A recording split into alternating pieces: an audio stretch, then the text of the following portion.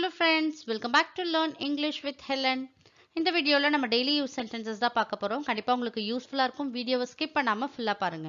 நீங்க இப்பதான் நம்ம சேனலை ஃபர்ஸ்ட் டைம் பார்க்கறீங்களா? Please subscribe the channel and keep supporting me. Without delay, let's get started.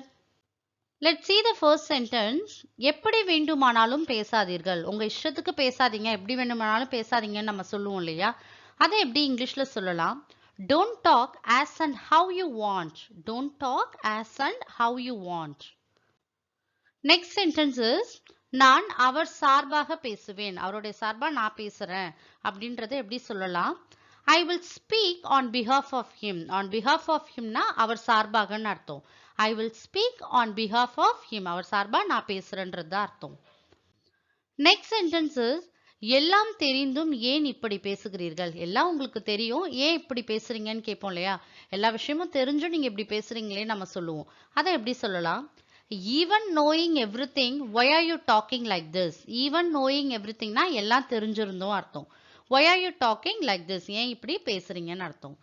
Even knowing everything, why are you talking like this? Next sentence is மழை நின்றவுடன் கிளம்பினோம். மழை நின்றவுடனே தான் நாங்க கிளம்பணும்ன்றதை எப்படி சொல்லலாம்? As soon as it stops raining, we left. மழை நின்னவுடனே நாங்க கிளம்பிட்டோம்னு அர்த்தம். As soon as it stops raining னா மழை நின்னவுடன் அர்த்தம். We left னா அப்புறம் தான் கிளம்பணும்னு அர்த்தம். As soon as it stops raining, we left. Next sentence is எல்லோருக்கும் தெரிய வந்தது. அப்படின்னா everyone has come to know. எல்லாருக்கும் இந்த விஷயம் தெரிய வந்துச்சுன்னு சொல்லுவோம் இல்லையா? அதுதான் everyone has come to know. எல்லாருக்கும் தெரிய வந்துச்சுன்னு அர்த்தம். Next sentence is எப்படி சொல்வது என்று தெரியவில்லை. எப்படி சொல்றதுனே தெரியலன்னு சொல்லுவோம் இல்லையா நம்ம கான்வர்சேஷன்ல? அதை எப்படி சொல்லலாம்? I don't know how to say. எனக்கு எப்படி சொல்றதுனே தெரியலன்னு அர்த்தம். I don't know how to say. Next sentence is நான் காஃபியை விட தேநீரை விரும்புகிறேன். எனக்கு காஃபியை விட டீ தான் எனக்கு பிடிக்கும்ன்றதை எப்படி சொல்லலாம்? I prefer tea to coffee. அப்படின்னா காஃபியை விட நான் டீயை தான் ப்ரிஃபர் பண்ணுவேன்னு அர்த்தம். I prefer tea to coffee. Next sentence is நீங்கள் சிறிய விஷயங்களுக்கு கோபப்படுவீர்கள். ஏன் சின்ன சின்ன விஷயத்துக்கெல்லாம் கோபப்படுறீங்கன்னு கேட்போம் இல்லையா? அதுதான். You get angry over small things. சின்ன விஷயத்துக்கு கூட நீங்க கோபப்படுறீங்கன்னு அர்த்தம். You get angry over small things. Next sentence is செய்வதை விட பேசுவது எளிது. அப்படின்னா பேசுறது சொல்றது ரொம்ப ஈஸி, பட் செய்யறது தான் ரொம்ப கஷ்டம்னு சொல்லுவோம் இல்லையா? அதுதான். Talking is easier than doing. Talking is easier னா பேசுறது ரொம்ப ஈஸி. than doing னா செய்யறதை விட நம்ம சொல்றது தான் ரொம்ப ஈஸின்னு அர்த்தம். ஸோ எந்த விஷயத்தையும் நம்ம சொல்லிடுவோம் ஈஸியா, பட் ஆனால் செய்யறது தான் ரொம்ப கஷ்டம்னு சொல்லுவோம் இல்லையா? அதுதான். Talking is easier than doing. Next sentence is விரக்தி அடைய வேண்டாம். அப்படின்னா ஹோப்லெஸ்ஸா பேசுவாங்க இல்லையா? நம்பிக்கை இல்லாம பேசுவாங்க இல்லையா? அதுதான்.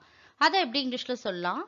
Don't be desperate. Don't be desperate. அப்படின்னா விரக்தி அடைய வேண்டாம், ரொம்ப ஹோப்லெஸ்ஸா பேசாதீங்கன்னு அர்த்தம். Don't be desperate. நல்ல வேலையை தொடர்ந்து செய். உங்களுடைய ஒர்க் நல்ல ஒர்க்கா இருக்குது, நீங்க அதை தொடர்ந்து செய்யுங்கன்றதுக்கு எப்படி சொல்லலாம்? Keep up the good work. உங்களுடைய ஒர்க்கை தொடர்ந்து செய்யுங்கன்னு அர்த்தம். Keep up the good work. Next sentence is இன்று முதல் நான் உன்னிடம் பேசவே மாட்டேன். இன்னையிலிருந்து நான் உன்கிட்ட பேசவே மாட்டேன்றதை எப்படி சொல்லலாம்? From today onwards, I will never talk to you. From today onwards னா இன்னையில இருந்துன்னு அர்த்தம். From today onwards, I will never talk to you. நான் உன்கிட்ட இனிமே பேசவே மாட்டேன்றது அர்த்தம். Next sentence is அவளை வழியில் சந்தித்தேன். அவளை நான் வழியில தான் மீட் பண்ணன்றதை எப்படி சொல்லலாம்? I met her on the way. On the way னா வழியிலன்னு அர்த்தம். I met her on the way. அவளை நான் வழியில பார்த்தேன்றது அர்த்தம். Next sentence is என்னை கேலி செய்யாதே. என்னை கிண்டல் பண்ணாதீங்க, கேலி பண்ணாதீங்கன்னு சொல்லுவோம் இல்லையா? அதை எப்படி சொல்லலாம்? Don't mock me. Don't mock me. அப்படின்னா என்னை கேலி பண்ணாதீங்கன்னு அர்த்தம்.